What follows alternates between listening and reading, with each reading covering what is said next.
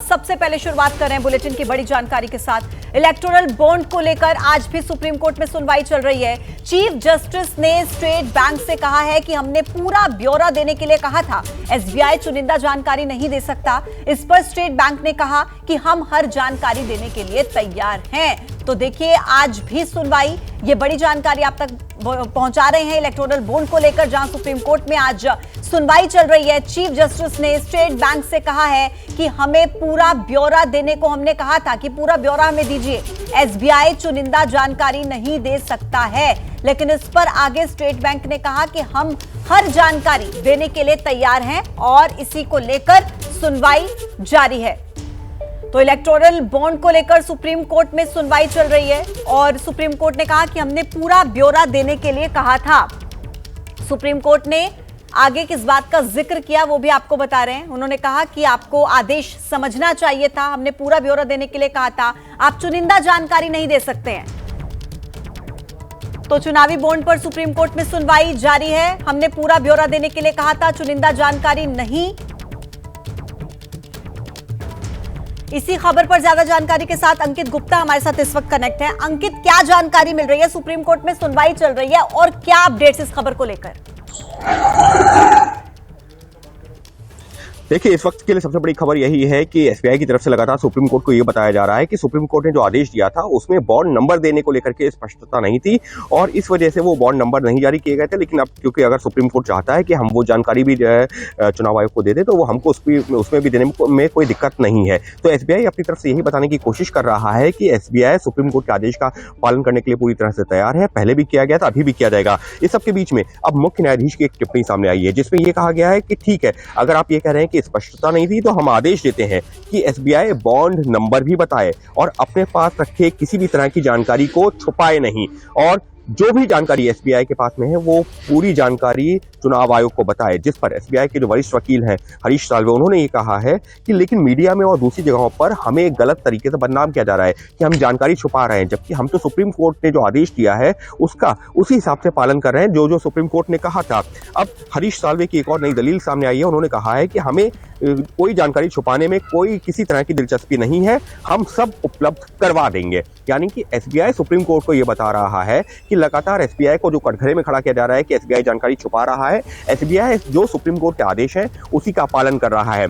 पहले के आदेश में इस बात को लेकर के स्पष्टता नहीं थी कि बॉन्ड नंबर देना है या नहीं देना है, या जो किस तरीके से जो है चीजें रखनी है। लेकिन जो जानकारी थी उसके हिसाब से एसबीआई ने उस दौरान किसने बॉन्ड खरीदा, कब खरीदा, कितने पैसे का खरीदा, किस राजनीतिक दल ने उसको लिया और कितना जो है और कितना पैसा राजनीतिक दल के खाते में गया, ये तमाम जानकारियां दे दी थी। और इसी वजह से जो हरीश साल्वे एसबीआई के वकील, उन्होंने कहा कि हमको ऐसा लगा था कि बॉन्ड की तारीख आप बतानी है, बॉन्ड खरीदने वाले का नाम बताना है, कितने पैसे का खरीदा है और किस पार्टी ने उसको कैश करवाया है, वो ब्यौरा देना है। और वो ब्यौरा हमने दे दिया था क्योंकि राजनीतिक पार्टियों को चुनाव आयोग को बताना था कि उन्होंने किससे कितना चंदा लिया है, और ये जानकारी सी लिफाफे में भी कोर्ट को भी दे दी गई थी, इसलिए ये जानकारी सामने आ जानी चाहिए थी। यानी कुल मिलाकर के लगातार जो है एसबीआई की तरफ से ये बताने की कोशिश है कि हम कोई जानकारी छुपाना नहीं चाहते हैं और जो भी जानकारी सुप्रीम कोर्ट चाहता है हम वो जो चुनाव आयोग को दे देंगे। एक और महत्वपूर्ण चीज सामने आई है सुनवाई के दौरान। पहले जो है मुख्य न्यायाधीश ने कहा कि पहले आपने बताया था कि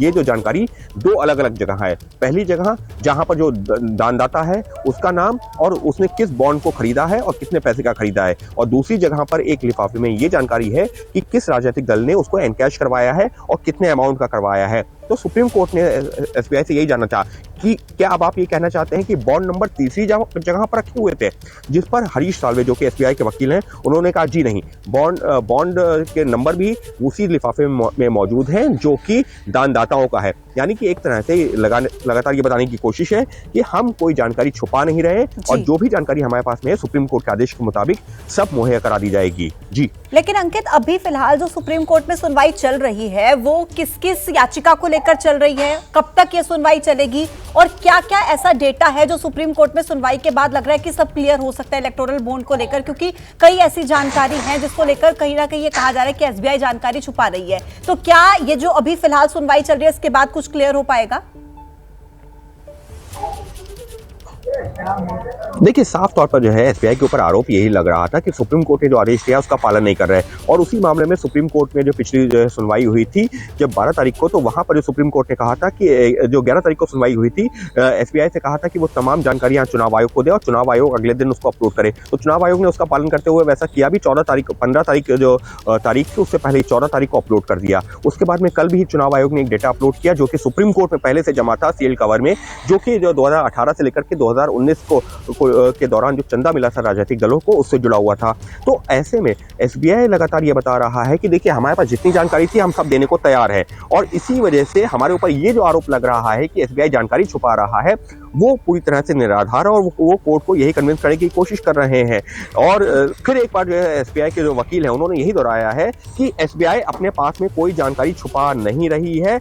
और इतना ही, यहाँ पर जो है जो लगातार आरोप लगाए जा रहे हैं कि एसबीआई जो गुमराह कर रही है, कोर्ट को गुमराह कर रही है, चुनाव आयोग को जानकारी नहीं दे रही है, वो पूरी तरह से जानकारियां गलत हैं।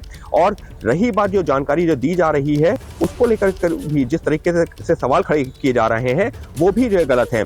यहाँ पर सॉलिसिटर जनरल ऑफ इंडिया है, वो अपनी तरफ से दलील क्या दे रहे हैं? उनका कहना है कि मैं साफ करना चाहता हूँ कि यहाँ पर जो आदिश अग्रवाल, जो इस मामले में एक और जो है वकील आए हैं जिन्होंने ये कहा है कि जानकारी सार्वजनिक नहीं होनी चाहिए, ये उनका जिक्र कर रहे हैं। ये कह रहे हैं कि हमारा इससे कोई लेना देना नहीं है। ये जो एक और याचिका लगाई गई है ये कहते हुए कि जो चुनावी जो बॉन्ड से जुड़ा हुआ जो जानकारी है वो सार्वजनिक नहीं होनी चाहिए, एक याचिका सुप्रीम कोर्ट में आई है।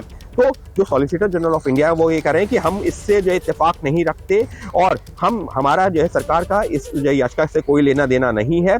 सरकार का काम है कि काले धन पर लगाम लगाए और हम उसी का प्रयास कर रहे हैं। एक और महत्वपूर्ण जानकारी सॉलिसिटर जनरल ने जो कहा है, वहां पर उन्होंने कहा है कि जो है जज अलग अलग रहते हैं, उनको ये पता नहीं चलता कि उनके फैसले की आड़ में किस तरह से दूसरों को बदनाम करने का अभियान चलाया जाता है।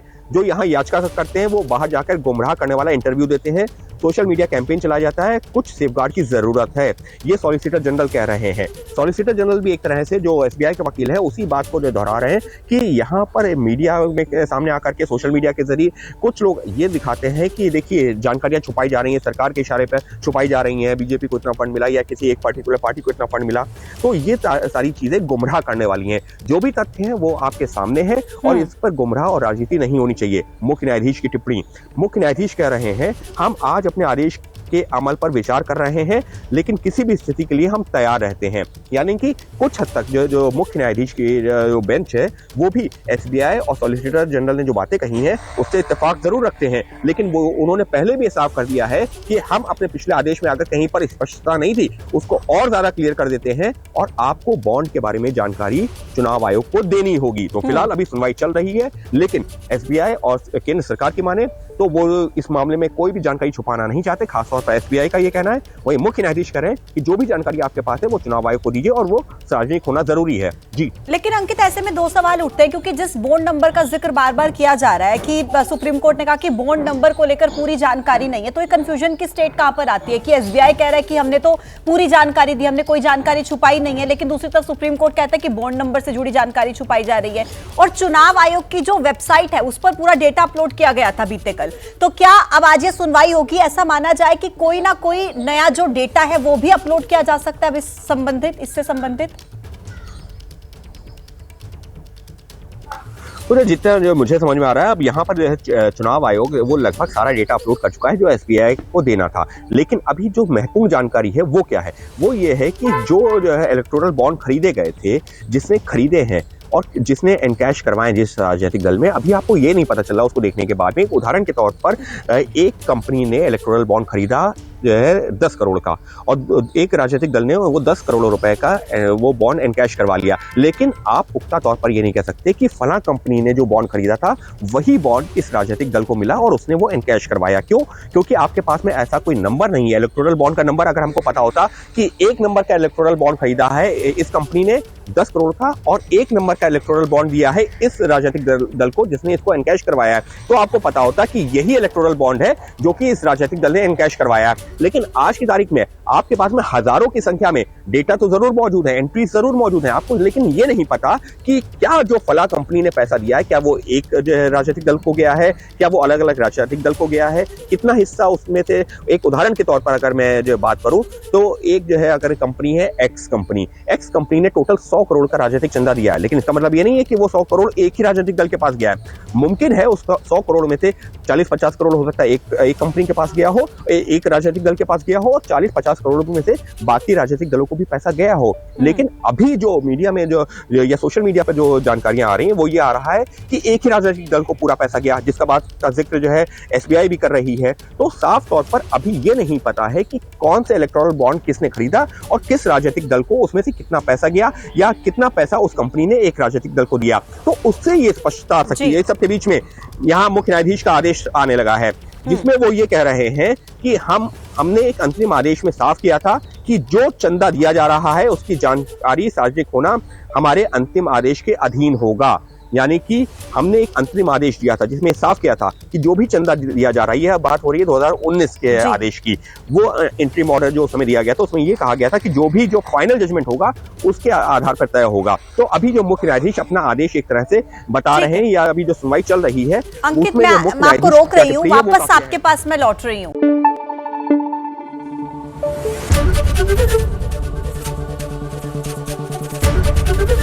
एबीपी न्यूज आपको रखे आगे।